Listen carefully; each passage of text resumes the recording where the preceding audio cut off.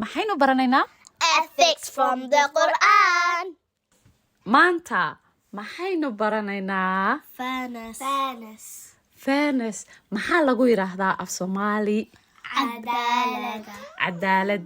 cadaaladda haddii aan rabno in aan barano oo aan ku dhaqanno halkeen ka baranaynaa oo yaana baraya Allah subxaanahu wa tacaala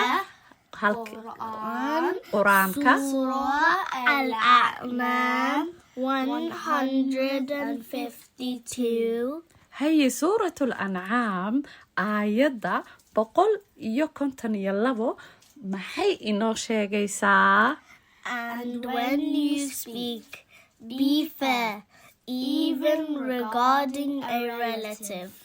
aayaddu waxay leedahay waidaa qultum facdiluu walow kaana daa qurbaa waxaa laga wadaa haddii aad hadal tiraahdaan daha hadal cadaalaysan oo xaq ah iyo haddii ay ibanba tahay xitaa qof walaalkaaya soo sidaa maaha